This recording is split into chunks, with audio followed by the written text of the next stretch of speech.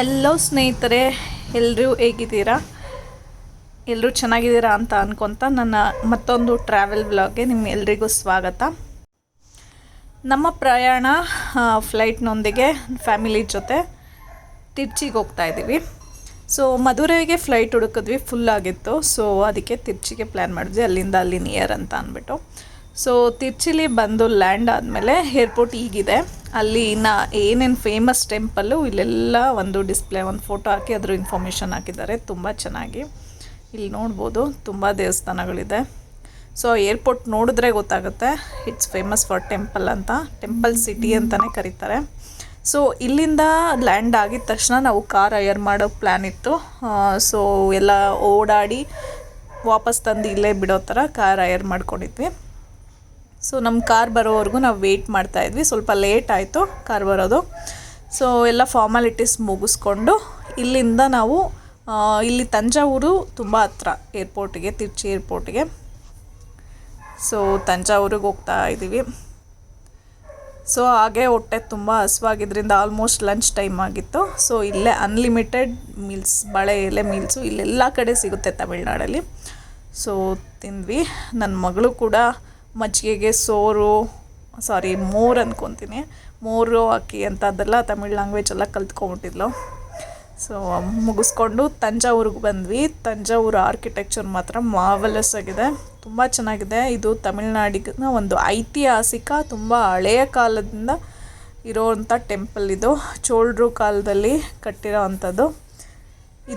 ಇದು ಬೃಹದೇಶ್ವರ ಟೆಂಪಲ್ ಅಂತ ಕರೀತಾರೆ. ಸುಮಾರು 5-6 ಗೋಪುರ ದಾಟಿದ ಮೇಲೆ ಮೇನ್ ಗೋಪುರ ಬರುತ್ತೆ.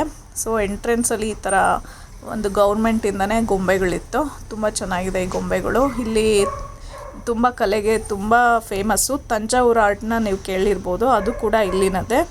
ಈ ಗೊಂಬೆಗಳು ಚಿಕ್ಕವು 2,000ದಿಂದ ಸ್ಟಾರ್ಟ್ ಆಗಿ ದೊಡ್ಡದು 4,000, 5,000 ಈ ಥರ ರೇಟ್ ಇದೆ, ಜೋಡಿ ರೇಟು. ತುಂಬ ಚೆನ್ನಾಗಿದೆ.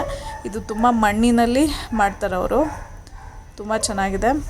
ಹಾಗೆ ಇಲ್ಲಿ ಬೇರೆ ನೋಡೋ ಅಂಥ ಒಂದು ಮರಾಠ ಅರಮನೆ, ತಂಜಾವೂರು ಮರಾಠ ಅರಮನೆ ಕೂಡ ಇದೆ, ಸರಸ್ವತಿ ಲೈಬ್ರರಿ ಇದೆ. ಸೊ ನಮ್ಮ ಹತ್ರ ಜಾಸ್ತಿ ಟೈಮ್ ಇಲ್ಲದೆ ಇರೋದ್ರಿಂದ ನಾವು ಇಲ್ಲಿಂದ ಮಧುರೈ ಹೋಗಿ ಅಲ್ಲಿ ಸ್ಟೇ ಮಾಡೋಣ ಅಂತ ಅಂದ್ಕೊಂಡಿದ್ದರಿಂದ ಇದನ್ನು ಮಾತ್ರ ಮುಗಿಸ್ಕೊಂಡು ಹೋಗೋಣ ಅಂತ ಪ್ಲ್ಯಾನ್ ಮಾಡ್ಕೊಂಡ್ವಿ. ಸೊ ತುಂಬ ಅಂದರೆ ತುಂಬ ಬಿಸಿಲಿತ್ತು. ಪಾಪು ಅಂತೂ ಸೆಕೆಗೆ ತುಂಬ ಒಂದು ಸ್ವಲ್ಪ ಹೊತ್ತಾದ್ಮೇಲೆ ತುಂಬ ಅಳೋದಕ್ಕೆ ಸ್ಟಾರ್ಟ್ ಮಾಡಿದ್ಲು. ಇದು ರಾಜಚೋಳ ಕಟ್ಟಿರೋ ದ್ರಾವಿಡ ವಾಸ್ತುಶಿಲ್ಪದ ಅದ್ಭುತವಾದ ದೇವಸ್ಥಾನವಾಗಿದೆ. ಇಲ್ಲಿನ ಶಿವಲಿಂಗ ದೇಶದ ಅತಿ ದೊಡ್ಡ ಶಿವಲಿಂಗಗಳಲ್ಲಿ ಒಂದು, ಅತ್ಯದ್ಭುತವಾಗಿದೆ. ಅಲ್ಲಿ ತುಂಬ ಕ್ರೌಡ್ ಇತ್ತು, ರಶ್ ಇತ್ತು, ಬಟ್ ನೋಡಲೇಬೇಕು. ಇದು ಏಕಶಿಲಾ ವಿಗ್ರಹ, ಅಂದರೆ ನಂದಿಯನ್ನು ಕೆತ್ತಲಾಗಿದೆ. ವಿಮಾನ ಗೋಪುರ ಆಗಲಿ, ಇದನ್ನು ಆಗಿನ ಕಾಲದಲ್ಲಿ ಆನೆಗಳನ್ನ ಆ ಥರ ತುಂಬ ಯೂಸ್ ಮಾಡಿಕೊಂಡು ತುಂಬ ಹಿಸ್ಟ್ರಿ ಇದೆ, ಅದನ್ನು ಕೆತ್ತಿದ್ದಾರೆ. ಇದು ನೋಡ್ಬೋದು ನೀವು. ಇದು ಯೂಸ್ ಮಾಡಿರೋ ಗ್ರಾನೈಟ್ ಕಲ್ಲುಗಳು ಕೂಡ ಅದು ಎಲ್ಲಿನೋ ತರಿಸಿರೋದು, ರೆಡ್ ಕಲರೇ ಇದೆ ಇದು. ಸೊ ಇದ್ರ ಬಗ್ಗೆ ತುಂಬ ತಿಳ್ಕೊಬೋದು. ಯುನೆಸ್ಕೋಯಿಂದ ಕೂಡ ರೆಕಗ್ನೈಸ್ ಆಗಿದೆ. ತುಂಬ ನೋಡಬೇಕು ಡೀಟೇಲಾಗಿ ಅಂತಂದರೆ ತುಂಬಾ ಟೈಮ್ ಬೇಕು. ಸೊ ನಾವು ಅಲ್ಲೇ ಒಂದು ರೌಂಡ್ ಹೊಡೆದು ದೇವ್ರನ್ನ ದರ್ಶನ ಮಾಡಿಕೊಂಡು ನಾವು ಮಧುರೈ ಹೋಗಬೇಕಾಗಿರೋದ್ರಿಂದ ಇಲ್ಲಿಂದ ಹೊರಟ್ವಿ. ಬಟ್ ಅದ್ಭುತವಾದಂಥ ದೇವಸ್ಥಾನ, ಲೈಫಲ್ಲಿ ಒಂದ್ಸಲ ಆದರೂ ವಿಸಿಟ್ ಮಾಡಲೇಬೇಕು ತಂಜಾವೂರನ್ನ. ಹಾಗೆ ನೀವು ವೀಣೆ ತೊಗೊಬೇಕಂತ ಇದ್ದರೆ, ತಂಜಾವೂರು ಪೇಂಟಿಂಗ್ ತೊಗೊಬೇಕಂತ ಇದ್ದರೆ ಇಲ್ಲಿ ವಿಸಿಟ್ ಮಾಡಿದಾಗ ಅಲ್ಲೇ ನಿಯರ್ ಬೈ ಅವ್ರ ಮನೆಗೆ ಹೋಗಿ, ಕಲಾವಿದರ ಮನೆಗೆ ಹೋಗಿ ತೊಗೊಬೋದು. ಸೊ ಮರಿಬೇಡಿ, ನೀವು ಇಲ್ಲಿ ವೀಣೆ ಆಗಲಿ, ಈ ಥರ ಹಾರ್ಟ್ ಆಗಲಿ ಎಲ್ಲ ಸಿಗುತ್ತೆ, ತೊಗೊಬೋದು. ಸೊ ನಾವು ಇಲ್ಲಿಂದ ವಾಪಸ್ಸು ಮಧುರೈಗೆ ಹೋಗೋ ಮುಂಚೆ ಒಂದು ಹೋಟೆಲ್ ಸಿಕ್ತು. ಊಟ ಮಾತ್ರ ಅಲ್ಟಿಮೇಟ್, ಸಖತ್ತಾಗಿತ್ತು ಟೇಸ್ಟು. ಆ ಚಟ್ನಿ ಕೂಡ ಅವಸಮಾಗಿತ್ತು. ಅದಕ್ಕೆ ನಾನು ನೇಮ್ ನೋಟ್ ಮಾಡ್ಕೊತಾ ಇದ್ದೀನಿ. ಮಧುರೈ ಹೋಗೋ ರೂಟಲ್ಲಿ ಭರಣಿ ಭವನ್ ಅಂತ ಇದು ಬೋರ್ಡ್ ಕಾಣಿಸಿದ್ರೆ ಮಿಸ್ ಮಾಡ್ಕೊಂಡ್ರೆ ಬೇಡಿ, ಮಸ್ಟ್ ಟ್ರೈ ಹೋಟೆಲ್ ಅಂತಲೇ ಹೇಳಬೇಕು. ಸಖತ್ತಾಗಿತ್ತು ಫುಡ್ಡು. ಸೊ ಮಧುರೈಯಲ್ಲಿ ನಾವು ಹೋಮ್ ಸ್ಟೇ ಮಾಡಿದ್ವಿ. ಹೋಮ್ ಸ್ಟೇ ಒಳಗಡೆ ನಾವು ಬೆಳಿಗ್ಗೆ ಎದ್ದು ಟಿಫನ್ ಆಪ್ಷನ್ ಇಲ್ಲದೆ ಇದ್ದಿದ್ದರಿಂದ ಇಲ್ಲೆಲ್ಲೂ ಸುತ್ತಮುತ್ತ ಹೋಟೆಲ್ ಇರಲಿಲ್ಲ, ದೇವಸ್ಥಾನ ಹತ್ತಿರದಲ್ಲೇ ಇತ್ತು. ಸೊ ಹೊಟ್ಟೆ ಹಸ್ವಾಗ್ತಾಯಿತ್ತು. ಸೊ ದೇವಸ್ಥಾನಕ್ಕೆ ಹೋಗೋಕ್ಕೆ ಮುಂಚೆ ನನ್ನ ಮಗಳು ಮ್ಯಾಗಿ ಪ್ಯಾಕೆಟ್ ತೊಗೊಂಬಂದು ಎಲ್ಲರಿಗೂ ಕೆಟಲಲ್ಲಿ ಮ್ಯಾಗಿ ಮಾಡಿಕೊಡ್ತೀನಿ ಅಂತ ಮಾಡಿಕೊಡ್ತಾ ಇದ್ದಾಳೆ.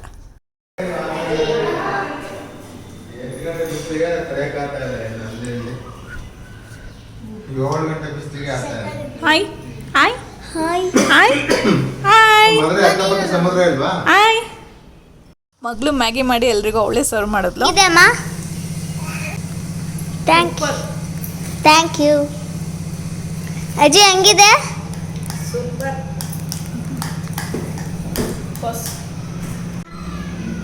ಹೆಂಗಿದೆ? ಸೊ ಎಲ್ಲರೂ ಸೂಪರ್ ಆಗಿದೆ ಅಂತ ಹೇಳಿದ್ಮೇಲೆ ಅವಳಿಗೆ ಫುಲ್ ಖುಷಿ ಆಗೋಯ್ತು.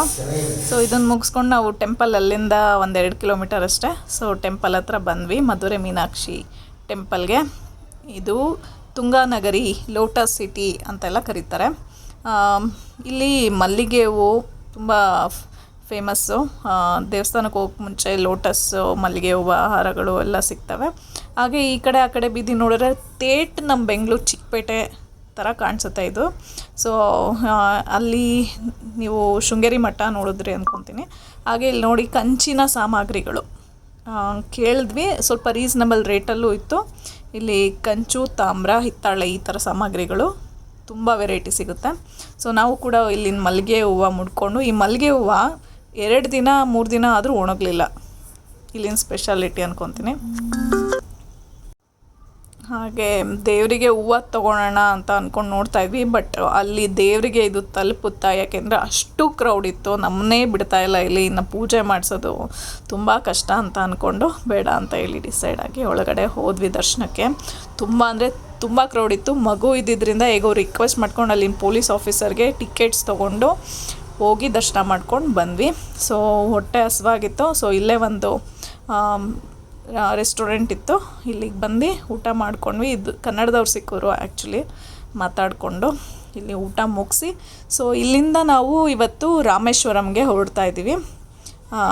ಮಧ್ಯಾಹ್ನ ಹೋಗಿ ರೂಮಲ್ಲಿ ಸ್ವಲ್ಪ ರೆಸ್ಟ್ ಮಾಡಿ ರಾಮೇಶ್ವರಂಗೆ ಹೊರಡ್ತಿದ್ವಿ. ಸೊ ರಾಮೇಶ್ವರಂ ರೀಚ್ ಆಗಿ ರಾತ್ರಿ ಊಟಕ್ಕೆ ಕೂಡ ನಾವು ಇಲ್ಲಿ ದೋಸೆ, ಇಡ್ಲಿ ಸಿಗುತ್ತೆ. ಸೊ ತೊಗೊಂಡಿದ್ದೀವಿ, ತಿಂದು ಇಲ್ಲೇ ಒಂದು ರೂಮ್ ಮಾಡಿ ಮಲ್ಕೊಂಡು ಸೊ ಬೆಳಿಗ್ಗೆನೇ ದರ್ಶನಕ್ಕೆ ಹೋದ್ವಿ. ಸ್ಫಟಿಕಲಿಂಗ ದರ್ಶನ ಇಲ್ಲಿ ರಾಮೇಶ್ವರಮಲ್ಲಿ ಬೆಳಿಗ್ಗೆ 5 ಗಂಟೆ ಮುಂಚೆ ಎದ್ದು ಹೋಗಬೇಕು. 4ರಿಂದ 5 ಗಂಟೆ 5:30ವರೆಗೂ ಸ್ಫಟಿಕಲಿಂಗ ದರ್ಶನ ಮಾಡ್ಬೋದು. ಅದ್ಭುತವಾಗಿದೆ ಸ್ಫಟಿಕಲಿಂಗ. ಮಿಸ್ ಮಾಡಿದೆ. ಸ್ಫಟಿಕಲಿಂಗ ದರ್ಶನ ಮಾಡಿಕೊಂಡು ಮತ್ತೆ ವಾಪಸ್ 6 ಗಂಟೆಯಿಂದ ಇನ್ನೊಂದು ಮಾಮೂಲಿ ಆತ್ಮಲಿಂಗ ದರ್ಶನಕ್ಕೆ ಹೋಗ್ಬೋದು. ನಾವು ಇದ್ದಿದ್ದು ಕಾಟೇಜ್ ಬಂದು ಇದು ಬೀಚ್ ವ್ಯೂ. ನಾವು ಹೋದಾಗ ಫುಲ್ಲಾಗಿ ಹೋಗಿತ್ತು. ಸೊ ಬಟ್ ಇದು ಸಿಕ್ತು ನಮ್ಮ ಪುಣ್ಯಕ್ಕೆ. ಸೊ ಇಲ್ಲಿ ಒಂದೇ ದಿನ ಇದ್ದಿದ್ದರಿಂದ ಅಡ್ಜಸ್ಟ್ ಮಾಡ್ಕೊಂಡು ಇಲ್ಲಿದ್ವಿ. ಸೊ ಮತ್ತೆ ಇನ್ನೊಂದು ಲಿಂಗ ದರ್ಶನ ಮಾಡಿಕೊಂಡು ವಾಪಸ್ಸು ನಾವು ಬಂದ್ವಿ. ಆಮೇಲೆ ಮಗಳನ್ನ ಬಿಟ್ಟು ಹೋಗಿದ್ವಿ ನಾವು, ಈ ಕ್ರೌಡಲ್ಲಿ ಅವಳನ್ನ ಕರ್ಕೊಂಡು ಹೋಗೋಕ್ಕಾಗಲ್ಲ ಅಂತ. ಸೊ ನಾವು ಬಂದಮೇಲೆ ನಮ್ಮ ತಂದೆ ಮತ್ತು ಹಸ್ಬೆಂಡು ಅವರು ದರ್ಶನಕ್ಕೆ ಹೋದರು. ಇದು ನಾವು ಬೆಳಿಗ್ಗೆನೇ ಬಂದಿದ್ದರಿಂದ ಕ್ರೌಡ್ ಕಡಿಮೆ ಇತ್ತು, ನಮಗೆ ಬೇಗ ದರ್ಶನ ಆಯಿತು. ಇಲ್ಲಿನ ಕೂಡ ಈ ಗೋಪುರ, ಈ ಆರ್ಕಿಟೆಕ್ಚರ್ ಕಂಬ ಮಾತ್ರ ಅದ್ಭುತವಾಗಿದೆ. ಲಿಂಗಗಳು ಅದು ಇದಕ್ಕೆ ಒಂದು ಕತೆ ಇದೆ. ಸೀತಾದೇವಿ ಮರಳಲ್ಲಿ ಆತ್ಮಲಿಂಗನ ಮಾಡಿದ್ದಿದ್ದು ಅನ್ನೋ ಕತೆ ಇದೆ. ಹಾಗೆ ಇಲ್ಲಿ ಬಾವಿ ನೀರನ್ನ ಹಾಕ್ಸ್ಕೊತಾರೆ, ಅದನ್ನು ಹಾಕ್ಸ್ಕೊಂಡ್ರೆ ಮಾಡಿದ ಪಾಪ ಎಲ್ಲ ಕಳೆಯುತ್ತೆ ಅನ್ನೋ ಪ್ರತೀತಿ ಇದೆ. ಸೊ ಅಲ್ಲಿ ದರ್ಶನ ಮುಗಿಸ್ಕೊಂಡು ನಾವು ಧನುಷ್ಕೋಟಿ ಬಂದ್ವಿ. ಧನುಷ್ಕೋಟಿ ಅಂತೂ ಒಂದು ಅದ್ಭುತನೇ ಸರಿ. ಇಲ್ಲಿ 2 ಸಮುದ್ರಗಳು ಸೇರ್ತಾ ಇದೆ. ಒಂದು ಸಮುದ್ರ ಕಾಮಾಗಿದ್ರೆ, ಒಂದು ಸಮುದ್ರ ಫುಲ್ಲು ರೌದ್ರಾವತಾರವಾಗಿದೆ. ಸೊ ನಾವಂತೂ ತುಂಬ ಎಂಜಾಯ್ ಮಾಡಿದ್ವಿ ಧನುಷ್ಕೋಟಿಲಿ. ಸೊ ಧನುಷ್ಕೋಟಿಲಿ ಮುಗಿಸ್ಕೊಂಡು ಹೋಗ್ತಾ ಇಲ್ಲಿ ಫಿಶ್ಶು ಟ್ರೈ ಮಾಡ್ಬೇಕು ನೀವು. ಫಿಶ್ಶು ಸಾಂಬಾರು ಮಾತ್ರ ಸಖತ್ತಾಗಿತ್ತು, ನೀವು ಮಿಸ್ ಮಾಡಬೇಡಿ. ನಾವು ಇಲ್ಲಿ ಮುಗಿಸ್ಕೊಂಡು ನೆಕ್ಸ್ಟು ಹೋಗೋದ್ರಿಂದ ನಾವಿಲ್ಲಿ ಇನ್ನೇನು ದೇವಸ್ಥಾನಕ್ಕೆ ಹೋಗೋ ಪ್ಲ್ಯಾನ್ ಇರಲಿಲ್ಲ. ಸೊ ಅದರಿಂದ ಇಲ್ಲಿ ಫಿಶ್ ತಿಂದ್ಕೊಂಡು ಹೋದ್ವಿ. ತುಂಬ ಚೆನ್ನಾಗಿದೆ. ಸಮುದ್ರದಲ್ಲಿ ಒಂದು ಸ್ವಲ್ಪ ಹೊತ್ತು ಇಳಿದು, ಬಟ್ ಕಾರಂತೂ ತುಂಬ ಹಾಕ್ಬಿಟ್ಟಿದ್ದಾರೆ, ಪಾರ್ಕಿಂಗ್ಗೆ ಜಾಗ ಸಿಗಲಿಲ್ಲ, ಆ ಥರ ಇತ್ತು. ಸೊ ಹಂಗೂ ಇನ್ನೂ ಸ್ವಲ್ಪ ಮುಂದೆ ಹೋಗಿ ಅಲ್ಲಿ ನಿಲ್ಲಿಸಿ ಮಕ್ಕಳು ಆಟ ಆಡಬೇಕಂತ ತುಂಬ ಹಠ ಮಾಡ್ತಿದ್ದರಿಂದ ಅಲ್ಲೊಂದು ಸ್ವಲ್ಪ ಹೊತ್ತು ಆಟ ಆಡಿ ಧನುಷ್ಕೋಟಿಯಲ್ಲಿ ಬಂಗಾಳಕೊಲ್ಲಿ ಹಾಗೆ ಹಿಂದೂ ಮಹಾಸಾಗರ ಸೇರೋ ಅಂಥ ಜಾಗ. ಇದನ್ನು ಗೋಸ್ಟ್ ಸಿಟಿ ಅಂತ ಕೂಡ ಕರೀತಾರೆ. ಯಾಕೆ ಅಂತಂದರೆ 1964 ಇಲ್ಲಿ ದೊಡ್ಡ ಇದಾಗಿ ಪ್ರವಾಹ ಬಂದು ಇಡೀ ಇದೇ ನಗರನೇ ಮುಳುಗೋಗುತ್ತೆ. ಸೊ ಅದರಿಂದ ಇದಕ್ಕೆ ಒಂದು ಅಲ್ಲಾದಮೇಲೆ ಯಾರೂ ಜನ ಇರೋದಿಲ್ಲ. ಸೊ ಗೋಸ್ಟ್ ಸಿಟಿ ಅಂತ ಕೂಡ ಕರೀತಾರೆ. ಅಲ್ಲಿಗೆ ಮುಂಚೆ ಟ್ರೈನ್ ಇಲ್ಲಿವರೆಗೂ ಬರ್ತಿತ್ತು, ಬಟ್ ನಾವು ಇವಾಗ ಸ್ಟಾಪ್ ಆಗಿದೆ. ಪಂಬನ್ ಬ್ರಿಡ್ಜ್ ಅಂತ ಇದೆ. ಸೊ ಅಲ್ಲಿ ಟ್ರೈನ್ನ ನೋಡ್ಬೋದು ನಾವು. ಸಮುದ್ರದ ಮೇಲೆ ಬ್ರಿಡ್ಜ್ ಇದೆ, ತುಂಬ ಚೆನ್ನಾಗಿದೆ, ಅದನ್ನು ಕೂಡ ನೋಡ್ಬೋದು. ಹಾಗೆ ರಾಮ ಬಂದು ಹೋಗಿರೋ ಮಾರ್ಕು ಇಲ್ಲೆಲ್ಲ ಕಾಣಿಸುತ್ತೆ, ಸೇತುವೆ ಕಟ್ಟಿರೋದು ಇಲ್ಲಿಂದ ನಿಂತ್ಕೊಂಡ್ರೆ ಕಾಣಿಸುತ್ತೆ. ಅದು ಒಂದು ಅದ್ಭುತನೇ ಸರಿ. ಶ್ರೀಲಂಕಾ ಕಾಣಿಸುತ್ತೆ ಇಲ್ಲಿ ನಿಂತ್ಕೊಂಡ್ರೆ ಬಾರ್ಡರು. ತುಂಬ ಅಂದರೆ ತುಂಬ ಚೆನ್ನಾಗಿದೆ ರಾಮೇಶ್ವರಮು. Must visit. ಅಬ್ದುಲ್ ಕಲಾಂ ಮ್ಯೂಸಿಯಮ್ಮಿಂದ ಹಿಡಿದು ರಾಮನ ಪಾದ, ಹಾಗೆ 22 ಬಾವಿ ನೀರುಗಳ್ನ ತಲೆ ಮೇಲೆ ಹಾಕ್ಕೊಂಡು ಹೋಗ್ತಾರೆ. ಹಾಗೆ ನಾವು ಸೀತೆಗೆ ಬಾಯಾರಿಕೆ ಆದಾಗ ರಾಮ ಒಂದು ಬಾಣನ ಹೂಡಿ ಅಲ್ಲಿ ನೀರು ಸಮುದ್ರದ ಮಧ್ಯ ಒಂದು ಬಾವಿ ಮಾಡಿ ನೀರು ಕೊಡ್ತಾರೆ. ಅದನ್ನು ನಾವು ಟೇಸ್ಟ್ ಮಾಡಿದ್ವಿ ಇಲ್ಲಿ.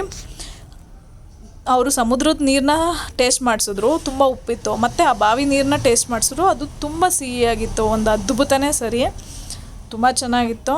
ಲೈಫಲ್ಲಿ 1 ಟೈಮ್ ಆದರೂ ರಾಮೇಶ್ವರಂ ವಿಸಿಟ್ ಮಾಡಿ. ಸೊ ರಾಮೇಶ್ವರಮಲ್ಲಿ ತುಂಬ ಆಟ ಆಡಿ ನೀರಲ್ಲೆಲ್ಲ ಇಲ್ಲಿ ಧನುಷ್ಕೋಟಿಲಿ ಮುಗಿಸ್ಕೊಂಡು ವಾಪಸ್ಸು ನಾವು ನೈಟ್ ಮಲಗಿ ಬೆಳಿಗ್ಗೆ ಎದ್ದು ಇದಕ್ಕೆ ಹೋದ್ವಿ. ಟೆಂಪಲ್ ಸಿಟಿ ಅಂತಲೇ ಹೋಟೆಲ್ ಹೆಸರು. ಇಲ್ಲಿ ಬ್ರೇಕ್ಫಾಸ್ಟ್ ತುಂಬ ಚೆನ್ನಾಗಿತ್ತು. ಎಲ್ಲ ತಿಂದ್ಕೊಂಡು ಇಲ್ಲಿಂದ ನಾವು ಶ್ರೀರಂಗಮ್ಗೆ ಹೋಗ್ತಾಯಿದ್ದೀವಿ. ಇಲ್ಲಿ ನಮ್ಮ ವಾಪಸ್ ಫ್ಲೈಟ್ ಇದೆ ತಿರ್ಚಿಯಿಂದ ಶ್ರೀರಂಗಮ್ ಬಂದು ತುಂಬ ಹತ್ರ. ಸೊ ಅಲ್ಲೇ ನಿಯರ್ ಶ್ರೀರಂಗಮ್ ಮುಗಿಸ್ಕೊಂಡು ಅಲ್ಲೇ ಸ್ಟೇ ಮಾಡಿ ಬೆಳಿಗ್ಗೆ ಎದ್ದು ಫ್ಲೈಟ್ನ ಕ್ಯಾಚ್ ಮಾಡೋಣ ಅಂತ ಅಂದ್ಕೊಂಡು ಪ್ಲ್ಯಾನ್ ಮಾಡ್ಕೊಂಡು ಹೊರಟಿದ್ದೀವಿ ಈಗ ಬೆಳಿಗ್ಗೆ. ಸೊ ಇಲ್ಲಿ ಎಲ್ಲ ಬ್ರೇಕ್ಫಾಸ್ಟ್ ಮುಗಿಸ್ತಾ ಇದ್ದೀವಿ. ಶ್ರೀರಂಗಮ್ ಕೂಡ ತುಂಬ ಚೆನ್ನಾಗಿದೆ. ಕಾವೇರಿ ನದಿ ಇಲ್ಲಿ ಮೀಟ್ ಆಗುತ್ತೆ. ಶ್ರೀರಂಗಮಲ್ಲಿ ನಾವು ಮೊಬೈಲ್ ತೊಗೊಂಡು ಹೋಗಿಲ್ಲದೆ ಇದರಿಂದ ನಾವು ಕ್ಯಾಪ್ಚರ್ ಮಾಡ್ಕೊಳಕ್ಕಾಗಿಲ್ಲ. ಒಳಗಡೆ ಗೋಪುರಗಳಂತೂ ತುಂಬ ಅದ್ಭುತವಾಗಿದೆ. ಶ್ರೀರಂಗಮ್ ಕೂಡ ಒಂದು ಮಸ್ಟ್ ವಿಸಿಟ್ ಪ್ಲೇಸ್ ಅಂತಲೇ ಹೇಳ್ಬೋದು. ಆದಿರಂಗ, ಮಧ್ಯರಂಗ, ಹಾಗೆ ಶ್ರೀರಂಗಮ್ನ ಒಂದೇ ದಿನ ನೋಡಬೇಕಂತ ಹೇಳ್ತಾರೆ. ಸೊ ಅಲ್ಲಿ ದರ್ಶನ ಎಲ್ಲ ಮುಗಿಸ್ಕೊಂಡು ಅಲ್ಲೇ ನೈಟ್ ಸ್ಟೇ ಮಾಡಿ ಬೆಳಿಗ್ಗೆ ವಾಪಸ್ ಏರ್ಪೋರ್ಟಿಗೆ ಬಂದ್ವಿ. ಸೊ ಇದಾಗಿತ್ತು ನಮ್ಮ ತಮಿಳ್ನಾಡಿನ ಟೆಂಪಲ್ ರನ್ ಅಂತಲೇ ಹೇಳ್ಬೋದು. ಇನ್ನೂ ಕೆಲವೊಂದು ಟೆಂಪಲ್ನ ಬಿಟ್ಟಿದ್ದೀವಿ. ಬಟ್ ಈ ಟ್ರಿಪ್ ಮಾತ್ರ ನನ್ನ ಮಗಳು ಫಸ್ಟು ದೇವಸ್ಥಾನ ಟ್ರಿಪ್ಪು, ಫಸ್ಟು ಇಂಟರ್ಸ್ಟೇಟ್ ಅಂತಲೇ ಹೇಳ್ಬೋದು. ತುಂಬ ಖುಷಿಯಾಯಿತು. ಈ ಟ್ರಿಪ್ ಅಂತೂ ನಾವು ತುಂಬ ಎಂಜಾಯ್ ಮಾಡಿದ್ವಿ ಫ್ಯಾಮಿಲಿ ಫುಲ್ಲು. ಹಾಗೆ ಅವಳದು ಇನ್ನೇನು ಬರ್ತಡೇ ಇದ್ದಿದ್ದರಿಂದ ಅವಳ ಬರ್ತಡೇ ಕೂಡ ನಾವು ಫ್ಲೈಟಲ್ಲಿ ಸೆಲೆಬ್ರೇಟ್ ಮಾಡಿದ್ವಿ. ಮಗಳದು ಪೋಸ್ಟ್ ಬರ್ತಡೇ, ಅವಳದು ಪ್ರೀ ಬರ್ತಡೇ ಇಬ್ಬರದು ಒಟ್ಟಿಗೆ ಸೆಲೆಬ್ರೇಟ್ ಮಾಡಿ. ಸೊ ಇದನ್ನು ಈ ಟ್ರಿಪ್ ತುಂಬ ಮೆಮೊರೇಬಲ್ ಆಗಿ ಕಳೆದ್ವಿ.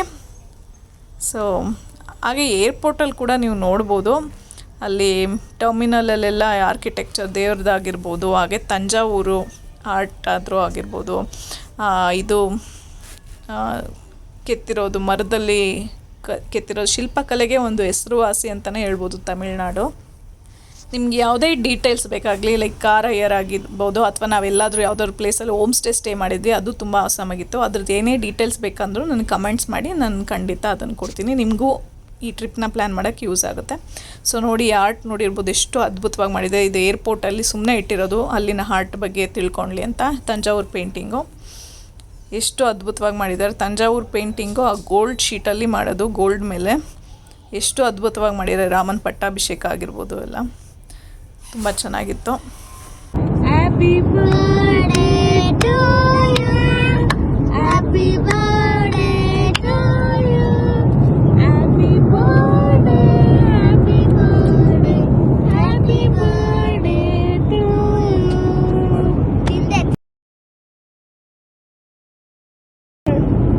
Happy birthday to you, happy birthday to you. ನಿಂಗೆ ತಿನ್ನಿಸ್ತಾಳಂತ ತಿನ್ನೆ. ಅವಳು ಎಷ್ಟು ಚೆನ್ನಾಗಿ ಅವಳಿಗೇನೂ ತಿನ್ನಿಸ್ಲ ಅಂತ ಅವಳು ಬೇಜಾರು ಮಾಡ್ಕೊಂಡ್ಲು ಅಂತ ತೆಗ್ದು ಅಷ್ಟು ಕಪ್ ಕೇಕ್ನ ಅವಳು ಬಾಯಿಗೆ ಇಕ್ಬಿಟ್ಲು. ನಮಗಂತೂ ಫುಲ್ ನಗು ಬಂತು. ಸೊ ಫ್ಲೈಟಲ್ಲಿ ಬರ್ಡೇ ಮಾಡಿಕೊಂಡ್ರು ಕಪ್ ಕೇಕ್ ತೊಗೊಂಬಂದು. ಹಾಗೆ ಅವ್ರ ತಾತ ಅಜ್ಜಿಗೂ ತಿನ್ನು ಅಂತ ಅಂದ್ಬಿಟ್ಟು ಬಗ್ಗಿ ತಿನ್ನಿಸ್ತಾ ಇದ್ಲು. ಸೊ ಇದು ಶಾರ್ಟ್ ಫ್ಲೈಟ್ ಆಗಿತ್ತು, ಆಲ್ಮೋಸ್ಟ್ 1 ಅವರು. ನನ್ನ ಮಗಳಂತೂ ಏನೂ ಅಳ್ಳೂ ಇಲ್ಲ, ಏನು ಗಲಾಟೆನೂ ಮಾಡಲಿಲ್ಲ. ತುಂಬ ಎಂಜಾಯ್ ಮಾಡಿದ್ಲು ಅವಳು. ಮನೇಲೇ ಇದ್ದು ಬೋರಾಗಿ ಈ ಟ್ರಿಪ್ನ. ಇಲ್ಲಿಗೆ ಈ ಟ್ರಾವೆಲ್ ವ್ಲಾಗ್ನ ಮುಗಿಸ್ತಾ ಇದ್ದೀನಿ. Thanks for watching. ನನ್ನ ಚಾನಲ್ನ ಸಬ್ಸ್ಕ್ರೈಬ್ ಮಾಡದೆ ನೋಡ್ತಾ ಇದ್ದರೆ ಪ್ಲೀಸ್ ಸಬ್ಸ್ಕ್ರೈಬ್ ಮಾಡಿ, ಹಾಗೆ ನಿಮ್ಮ ಫ್ಯಾಮಿಲಿ ಆ್ಯಂಡ್ ಫ್ರೆಂಡ್ಸ್ ಕೂಡ ಶೇರ್ ಮಾಡಿ ಅಂತ ಹೇಳ್ತಾ ಈ ವಿಡಿಯೋನ ಮುಗಿಸ್ತಾ ಇದ್ದೀನಿ. Thank you.